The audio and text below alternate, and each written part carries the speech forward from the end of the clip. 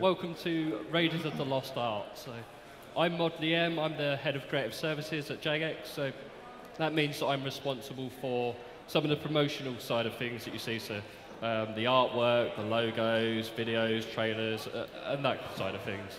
And with me... Hi guys, I'm Mod Alec, and I'm the lead character artist on RuneScape. I oversee the character artists there.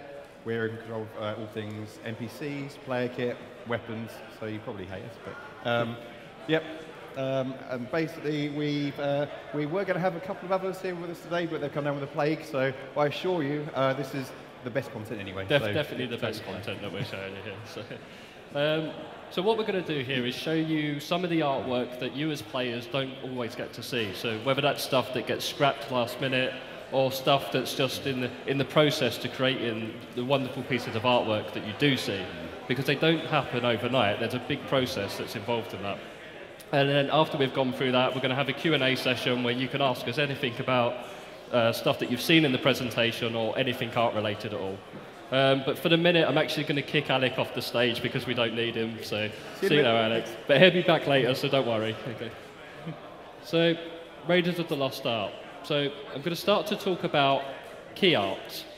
So does anyone know what key art is? No? No? No one? Okay. Well, I'll tell you what it isn't. It isn't this. It's not an image of a key, okay? So when I refer to key art, what I'm referring to there is essentially a film poster. So key art for us is a film poster. So it's about creating a single iconic image for a product or for an update or film, game, whatever essentially. And throughout history, certainly in the film industry, there are a lot of iconic film posters and DVD cases. Yeah, you've got things like Jaws. I can't think of Jaws without seeing this image of the shark coming up throughout the water, or E.T. You can't think of E.T. without the image of this boy flying past the moon on his bike. You know? So it's about creating those iconic images for stuff.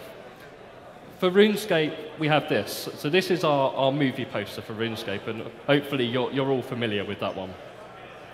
And we do this quite a lot for many of the updates for RuneScape. So with Sliske's Endgame, the Ark, one of my favorites is RuneMetrics. We're creating an iconic image for those and trying to get an emotion across as well. So with the Ark, you've got exploration in there, the sense of exploring the new world. And Sliske's Endgame, there's a bit of a devious saw kind of feel to it. And RuneMetrics, which is quite a dry update. So we actually wanted to add a comedy element to that. So we've got Albert Augustine there to promote that. So I wanted to talk about key art to promote the game as a whole. So not focusing on a single update, but focusing on RuneScape as an entire game. So where do you start with that? When you've got a game that encompasses so many different elements, you can't fit all of those things into one image. So where do you begin? So we had a few brainstorm sessions, a few conversations, and decided that what we was going to do was not one iconic image, but try and break it down into categories and create multiple images. And the images that we decided to focus on were magic, exploration, and combat. So let's start with magic. So when we think of magic in RuneScape, there was one character which really comes to mind for us as a poster girl for it, and that was Ariane. So we really liked Ariane, and you know, she is our poster child mage, essentially. Now, this is quite an old image of Ariane, and we looked at it and we thought, okay, you know, she looks pretty cool there, but we really wanted to update her look and give her a refresh, essentially. But that's quite challenging because you've got this character which is already iconic. So how do you do that? You can't stray too far away from what she looks like at the minute, and if you don't stray far enough, you're going to end up looking like the same thing. So we come up with a few concepts, and this is where we started off. So essentially, we've got an artist who creates several concepts, puts them down together, and we review those. And you can see kind of on the screen where I've scribbled over it, and I'm marking things that I like, and crossing out things that I don't like. So like in the middle there, you've got the shoulder pad, which didn't quite feel right for this. And that's the process, essentially, where you're coming up with lots of ideas, and you're eliminating stuff that you don't like and keeping the stuff that you do like. And then throwing in suggestions as well, kind of like with the little photo in the top left-hand corner there, you know, to include a headband. So when you take all of those elements that you like and you get rid of the stuff that you don't like, you start to move closer to what you want. And you end up with something like this. So it's the same process where you've got multiple designs for something, but they're starting to get harder to see. So can anyone actually see any of the differences in these three pictures? Yeah. Does anyone want to highlight anything for me? Yeah. So it's just small changes. Yeah, the jewelry, yeah, exactly. So it's just those small little changes, and you do the same thing again where you're highlighting the things that you do like and you eliminate the things that you don't like. And then we move on, and again, the changes get smaller and smaller. We start to look at the face here as well, you know. And eventually, you know, after lots of hard work, you end up with your final image, which is here. So we've got our new concept for Ariane. So now we want to get the concept for what this image of magic looks like within RuneScape. So quite early on, we knew that we wanted Ariane kind of like holding something magical and facing towards the camera. But even when you have an idea like this, you have to explore further options. So having the idea is one thing, but how does it actually work? So exploring lots of different poses within that, and as you can see, these are all based around the same idea, but there's different variations in those. And eventually we decided to go with the one in the top right-hand corner, but just ignoring the fact that she's naked in it. That obviously didn't get passed through. So one of the early colour mocks for this is here. So we like this idea of Ariane kind of like holding this divination spell in a library, but this one isn't quite there yet. The face, it doesn't quite feel like Ariane, and needed some modification there. So the next one, here we go. So this feels much more like Ariane for us. But again, it's not quite there. It feels quite flat. The colours are quite bland, and nothing's really standing out. So take it on to the next stage, and here we go. So you've got kind of like this nice, cool blue background with Ariane with the nice, lovely red flowing hair, and there's a nice contrast there which really helps her stand out. And this was our final image. But we didn't stop there for this one. We actually took this one step further and decided to animate it. And this is what we ended up with. I think the animation really helps to bring this to life. But it's a good example of something that, even though we had a very good idea at the start, we had to explore lots of options as we were going through that. Talking of exploration, that's the next image. So we wanted to show an image that represented exploring RuneScape, and that's quite a difficult thing to do because it's such a vast area. Where do you begin? So we looked at loads of different areas. This was the hardest part. We didn't know where we wanted to show. So was it going to be in the Lumbridge Swamp, or did we want to show the Wizard's Tower or the wilderness? And that was the biggest challenge. And in the end, we decided that we wanted to settle on Demonheim. We thought this was quite an iconic location for RuneScape. It fit the exploration bill quite well, and we just liked it in general. Now, sometimes when you give a task to an artist, you're expecting them to come back with 3 or 4 black and white sketches, you know, nothing too developed. So it can be quite surprising sometimes when they come back with something like this, which is quite a developed image, you know, and in its own right, it's a lovely image, but it doesn't quite feel right for RuneScape. It doesn't fit in with our art style. We love the idea of this lone wanderer, and he's got his pet, and he's in the right location, but it doesn't feel right for our brand. So stripping that back a little bit, and I'm not doing justice to the amount of work that's between this one and the next image, but we ended up with something that looked like this. So we've got this lovely image set in Demonheim with our adventurer quite small in this, so it's more focus on the environment and less on the character, but he feels lost in that area. And we've got the little troll, baby troll pet next to him as well, which is one of the first pets that you get in the game. So this is quite a calm, tranquil image, which is very contrasting to the next one, which is combat. So combat is by far one of the hardest things to capture in an illustration. There are so many different components that if you don't get it right, it can feel quite stale and quite static. So when you've got multiple characters and you don't get the poses right, it can feel wrong. But the same as any artwork, we started off with lots of sketches, and these are some of the sketches that we had for that. So like in the top left, we've got the idea of our hero character saving someone, and the monster that he's just had a fight with has fallen off the cliff edge. Now this was quite a cool image, and the angle was quite nice, but it didn't quite feel right for what we wanted to show, which was combat. This is clearly after the battle. The bottom left-hand corner, the idea of this huge monster rushing towards our hero, and he's saving like a damsel in distress, which is a bit of a cliche. We rejected this because there was too much peril in that, and it didn't quite feel like there was any hope for our characters. And also our damsel in distress, we didn't want that. We wanted our second character to be someone that felt competent and could look after themselves rather than need saving. In the top right, we've got the idea of our hero characters dominating this large creature, but they felt like the predators in this, and it didn't feel like it had enough peril. And in the bottom right, we had this idea of this creature like beating someone to death almost, and their friends coming in and saving their life at the last minute. And we almost went with that, but we decided to go in this direction instead, which was the idea of quite a large monster and our hero characters fighting against that, where there's just enough peril, but also just enough hope that they might succeed. So it's just about getting that balance right. So you give that to an artist, and they go away, and they put lots of effort into doing lots of sketches, and you work out who those key characters are going to be.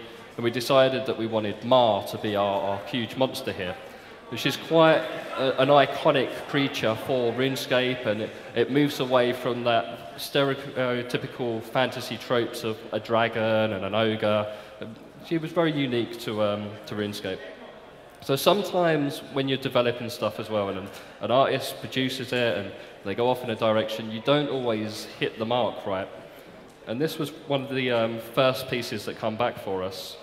It's a nice image, but it wasn't quite right for RuneScape. We didn't quite hit the mark with this. So it was kind of back to the drawing board, essentially. So we stripped it back.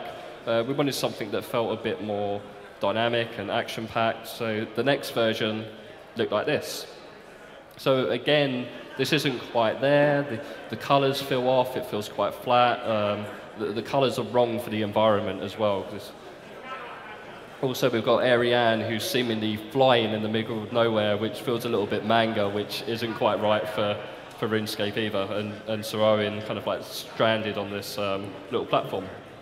So sometimes giving feedback to an artist as well can look terrible, and it can look as bad as this.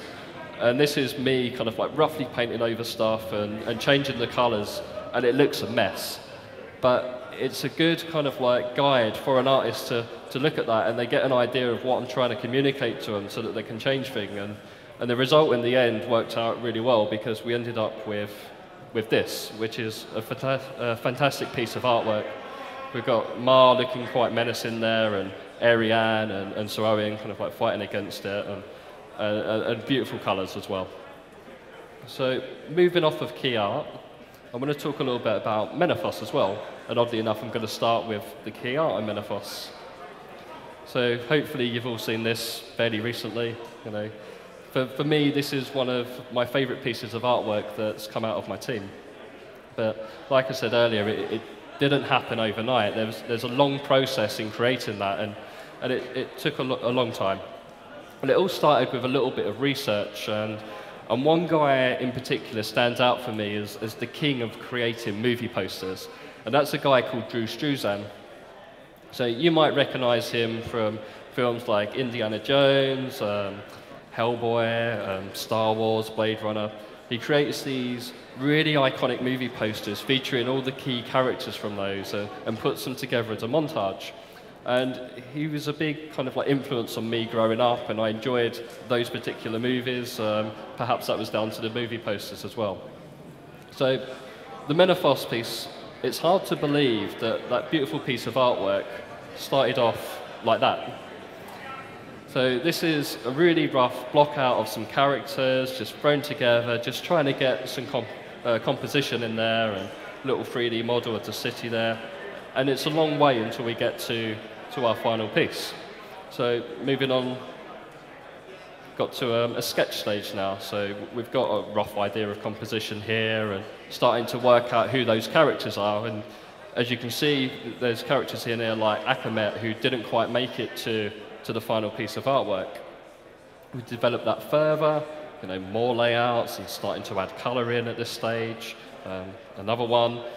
So this is thrown together using some concept art as well, just almost as a sanity check. And there's an early version of the logo in there, and you can see that we're getting closer and closer to our final piece. So eventually you end up with this. Now this isn't actually the final piece. The city at the bottom there doesn't quite feel right on the angle, so we had to redo that and cron this. The art style on cron this feels very different to the rest of the poster. So a few minor tweaks, and you end up with the actual final version. So, but say it's just refining those little things and make a big difference essentially. But now the Menafos logo again is not something that happened overnight, and it's very difficult and hard to imagine that at one stage it actually looked like this, which is a very boring typeface, just black on white. It's just the word Menafos written down, and it takes a lot of development to get it to where it goes. So designer works on it and start to throw things together, and you can see on the left of the screen you've got stuff which is very simple and very basic, and on the right of the screen you've got the more decorative elements. So there's a bit of a kind of Egyptian and Arabic kind of theme going on.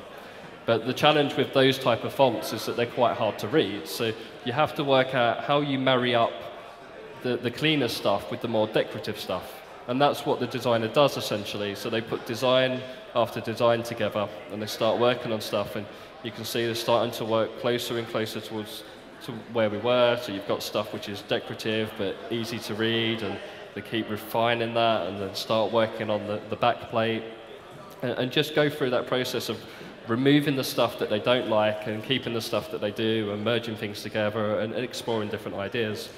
One of the early renders as well looked like this. So this is very different to where we ended up, but it's a good test and working out kind of where you want to go with stuff and where you don't want to go, but we didn't go down that route. And this was essentially the final flat logo, and then when you style that up, you end up with this. So, which is a beautiful piece of typography, and I hope you all agree with that.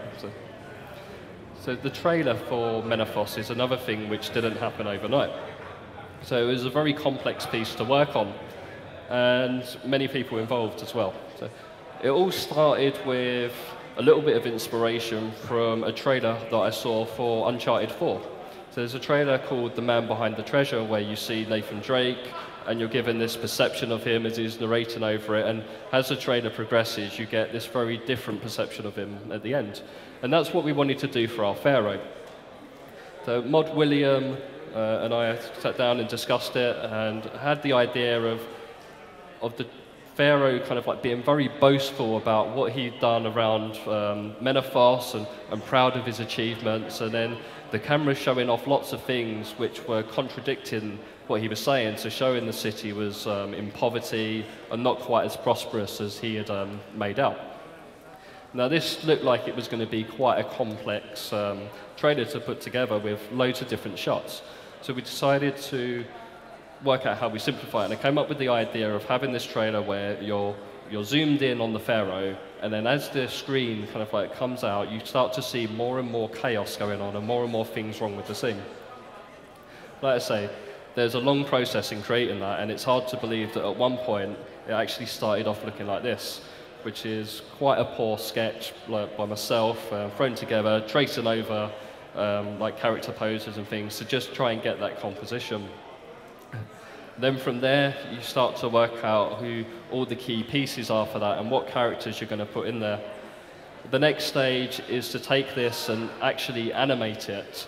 So you put together a very rough animated storyboard to see kind of like if you're on the right track and to get a feel for it, add in a little bit of music, and you end up with something that looks like this.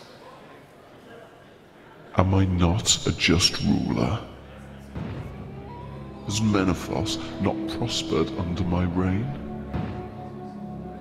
Then why do vagrants bay at my walls, thieves pry at my coffers, and assassins hound my step? Soon, they will remember who rules the Golden City. As you can see, that's very different to where we ended up with our final piece. So from that, you get the green light, you know what you're going to do, and you start to work on the artwork. And this is a very early kind of like color mock-up, trying to get the colors in there and the character positions. What we discovered at this point is that the characters were quite flat, and we needed to get those kind of like more 3D and coming into the scene rather than all being on a plain level there. So you work the artwork up, there's many rounds of feedback, and eventually you end up with this, which is a lovely piece of artwork. You know. From there, you take that, you work with animators, you work with audio guys, you start to compose a score, you capture the voice actors, and eventually you end up with something which is quite incredible, and this is what we ended up with. Am I not a just ruler? Has this great golden city not prospered under my reign?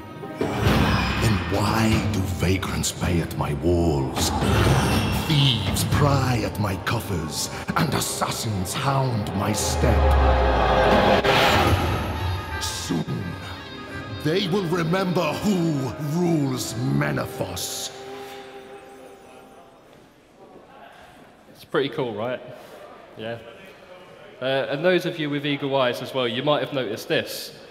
So, a little hidden message, which was the start of our Golden Path campaign. So I don't know if any of you took part in the Golden Path. Yeah, a few of you in there, good. Did any of you see that first time rounds? Yeah, a few of you, yeah. So occasionally we do like to hide little secret messages and stuff, and like I say, this was the start to our Golden Path campaign. It's actually a bit.ly link which says go to Golden Path. One of the earlier images which I showed you with about rune metrics, there's actually lots of hidden images in the chalkboard on there, so go back and have a look at that. So, anyway, that's my section done. I'm actually going to welcome Alec back on the stage, so let's give him a round of applause. Seriously, thank you very much. That was brilliant. And I'm going to disappear for a bit. Thank you. So, guys, I'd like to give you an exclusive look at a couple of things that didn't quite materialise in something we released for RuneScape for reasons that I'll explain. I'm getting Lee to do the clicking because I can't hold both. So the first thing I'd like to talk to you about is motion comics. We worked on a motion comic, and it's something that we've done before. A motion comic is a comic in motion. We take illustrations, concepts, can be existing, can be new, and we manipulate them to give them an animation. We add voiceovers, music, and it's a great way of us for us to tell a story. It's usually a lot more efficient. You don't have to create new 3D models. You don't have to create new animation rigs. And it's got a lovely visual style as well, so we really like to use it. As I say, we've done this a few times before for RuneScape. We've worked on things like the origins of Gillinor. We've worked on the Ark trailer, and as you've seen, what Lee's shown you is the Menethos trailer as well. It's all done in this kind of motion comic style. And this is something we really, really wanted to expand on. We wanted to tell more stories with all of our rich, story-driven characters in RuneScape. Not just the big, well-known, big-hitter heroes and villains. We wanted to look at the not-so-prominent characters as well. Maybe characters such as Evil Dave, who apparently is really quite a nice guy. Figure. Maybe we get to see that turning point at which he did decide to become evil. Other characters such as Eli Bacon. maybe we get to see the expression on his face as his prize wrestling pig gets scorched, and the onlookers have a kind of a, I don't know, what is that? A smell of bacon in the air, so they're kind of, it's a bit morbid, I don't know. So I would say we've done a good few of those. These versions will be a lot smaller and a lot more kind of humorous in nature. But not only that, we wanted to do a sort of full-length feature version of it. And one character we really started to develop for those was Nomad. We're here. We've got a fan. We wanted to create Nomad's Elegy. And for this, we started to develop an animatic. This was to get the timing, pacing right, and to figure out what content we were going to add in it. And this is something I'd like to share with you right now. Thank you. I'm going to count. Live in the shadows of greater beings. Gods. And forces yet more primal. Our lives flare up brightly, burning with boundless potential. And just as quickly, fade. Accords may be struck, and mortals may strive for harmony and balance. But always, beneath the surface, the result is the same. Society is a prison, made to keep us huddled together, soft, placid, and short-lived. I chose another path. I would travel the world, grow powerful, and discover what a mortal man might be. I left home behind and set out alone. Wanderer, vagabond, nomad. Arcane power ran strong in my family, and I soon realized that I must harness my gifts, or be consumed. The knowledge I needed was not to be found in tomes and scrolls, so I sought help elsewhere. Once bound, Zimberfizz was most obliging. The imp thought to rid himself of me by leading me to the Calgear War Masters, but I welcomed their tutelage. They pushed me to my limit and beyond, but I endured. I survived. I embraced the art, let it scourge my flesh, and was reborn. I returned to Gielinor as a mercenary, joining losing sides and adopting hopeless causes. I sought adversity and the very strongest opponents. I turned the tide of battles simply because I could. But there was one enemy I could not defeat: age.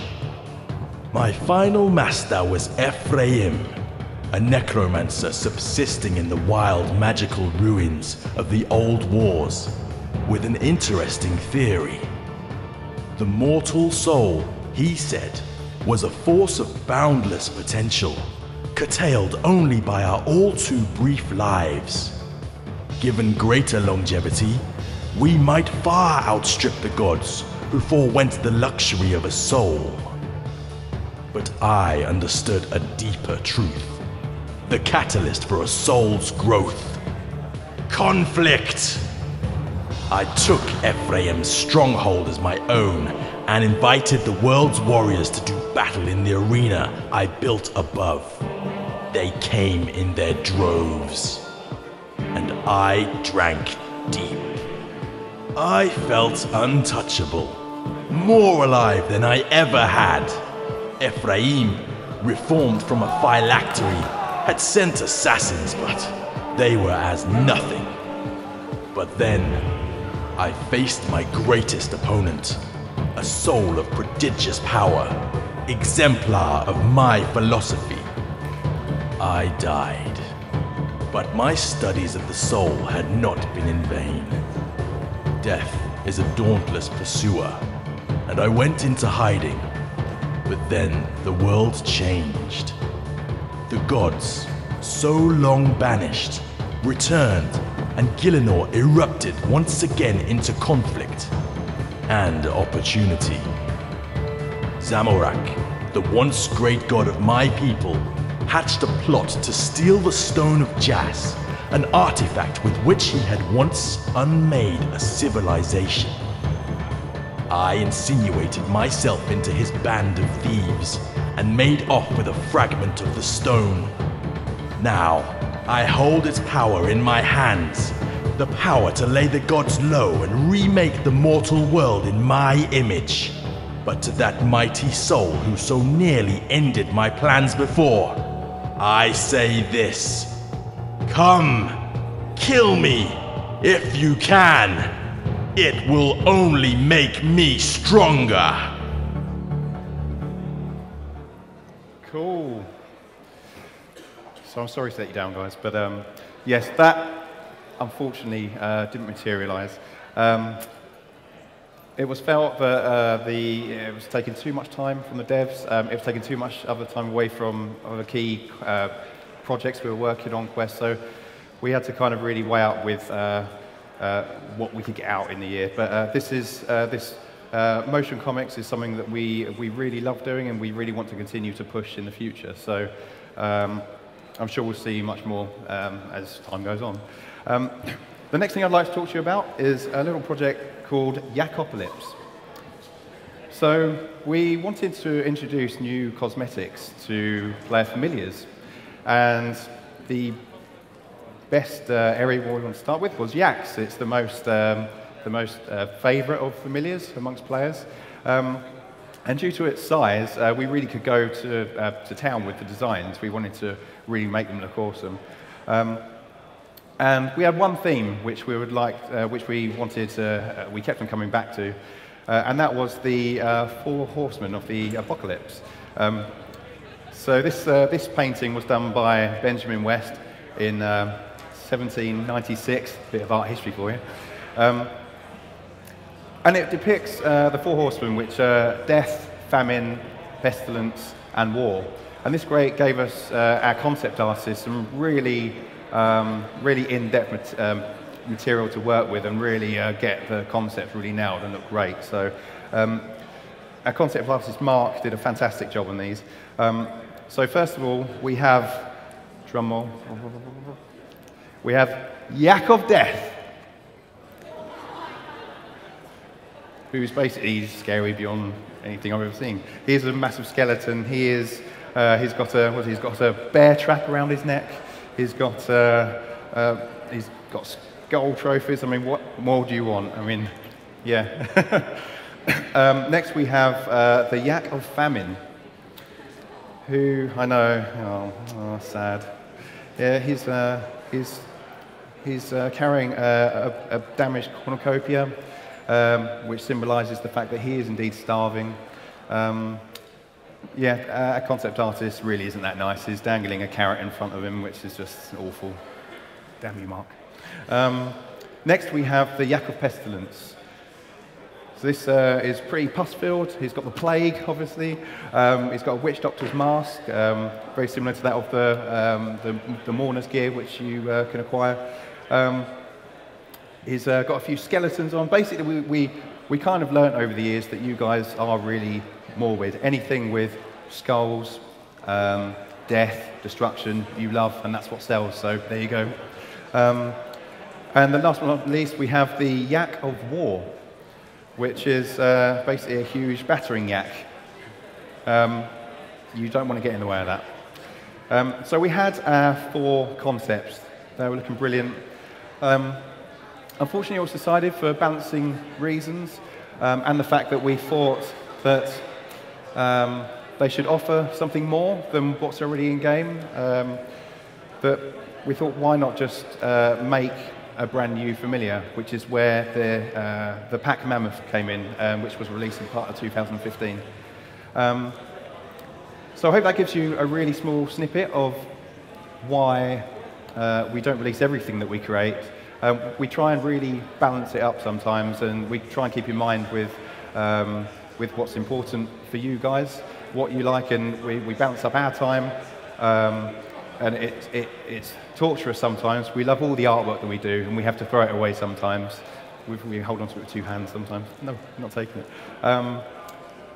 But yeah, ultimately it's weighing up what we hear you would prefer and like. So I'd like to welcome back Mod Lee, and we're going to take some Q&A. So any questions that you might like to answer, or ask, sorry.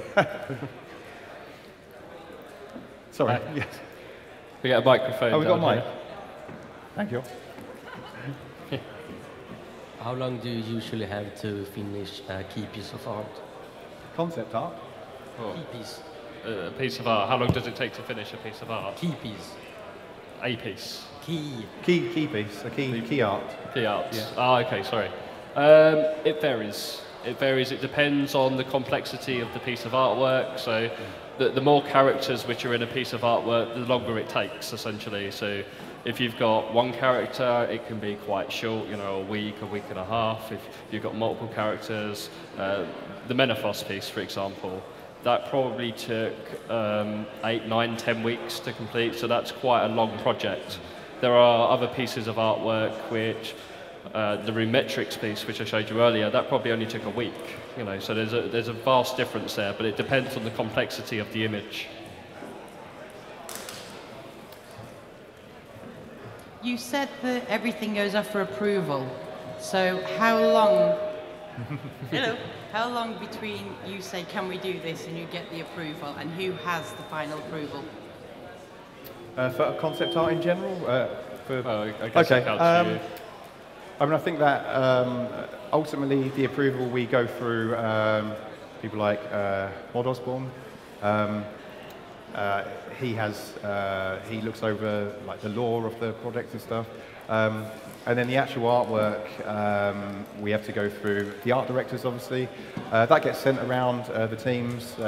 People might have their own feedback and stuff, so it can be a bit of a back and forth for maybe a few days, and then when the concept art gets started working on, we'll do a few sketches. That'll get sent around again just to make sure we're touching the right tones and stuff. Yeah, and then ultimately, when the final piece is done, it gets a big rubber stamp and all's good. And then we go on to modelling. When the 3D models start happening, we can have a bit of back and forth just to make sure that things are kind of working right for the game.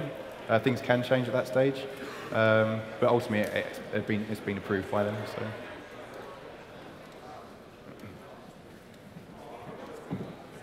Is there a character or a color scheme that you like using the most in the art? What was that, sorry? Colour scheme. Is there a character or a color scheme that you like using the most? Oh man. Certainly for the promotional side of things, we like the colour blue. You know, it's quite a calm colour. We used it in our key visual. We use it in a lot of our pieces of artwork as a nice blue colour background, you know, for the sky. So that's certainly one that we like to use. Characters as well. We like what we call our signature heroes. So Ariane, which I mentioned earlier, Sororium, Raptor, those kind of characters I like to use. So, yeah. I like personally. I mean, generally different colour palettes go well for different characters. So purples, darker colours, and dark blues and stuff are great for more evil, sinister characters. So that's my personal favourite. And yeah, I mean, it can vary kind of with the character. Each of you has a different art style, so how do you standardize it? How do we standardize it? Yeah, how do you... Yeah. It's probably one of the hardest things that we do as a company, because you want to make sure that everything is consistent and represents the game, and you want it to be recognizable as well, so that when someone sees a piece of artwork, it's recognizable as RuneScape, essentially.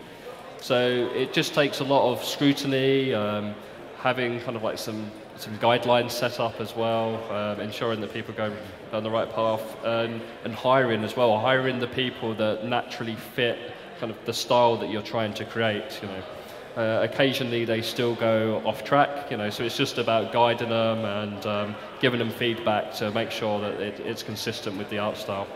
In terms of the concept artists that give concepts to the modelers, there can be a bit of difference. We generally set out guidelines, like Lee says, which they'll follow to help us, but they're a little bit more flexible on RuneScape. with concept art, it's extremely hard to get, as Lee said, people to produce a very consistent drawing art style. So it's something more for us, for modelers, that we make more consistent within the model. We take the concept and we kind of adapt it to make the style consistent. Thanks. Any other questions? Yeah. Do you have a lot of stress problems? Stress problems? I've still got some hair, so that's a good sign. Oh, sorry. It can happen. It's a job like any other. It's an enjoyable job. We have good days and bad days. So, but yeah, it's great. We love it. It's what we do as a hobby outside of work as well. So we kind of roll with the punches, I guess. So. I think even when you have your stressful days, and they do happen, no matter how well you plan something, you always get that relief when you create something which looks as good as it does at the end of it, you know, and you kind of like remove all of that stress because of it, because you've created something and you're proud of that. Any other questions? How many artists do you have? So on the RuneScape team, I think we have somewhere in the region of artists we're talking about for, we've got 2D artists, 3D artists, animators, environment artists, so we've got somewhere in the region of about 30 on RuneScape. Quite a lot, yeah. And then graphic designers, illustrators, all sorts, you know. So it's quite a large team.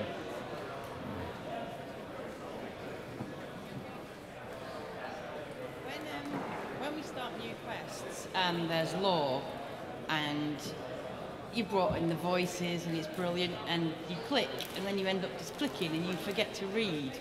Would there ever be an option to have that comic animation style as opposed to, so you could have an overlay of the comic? Because that Nomad history was brilliant.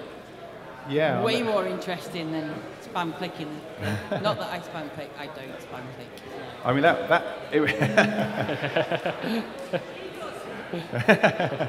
yeah, I mean, that would have been an amazing idea. I mean, it's how that would get integrated into the game. I think we're always open to looking at new things, but ultimately it's, we try and stay true to what you guys kind of expect and are used to as well. So we have to tread a little bit carefully with changing things too much. We don't want to cause too much upset, but yeah, you know, that'd be fantastic. Something that, like I say, we definitely would like to expand on and support. Any more questions? No? Okay. Lovely. We'll wrap up there then. So thank you very much for coming along. I hope you enjoyed that. Thank you. Thank you.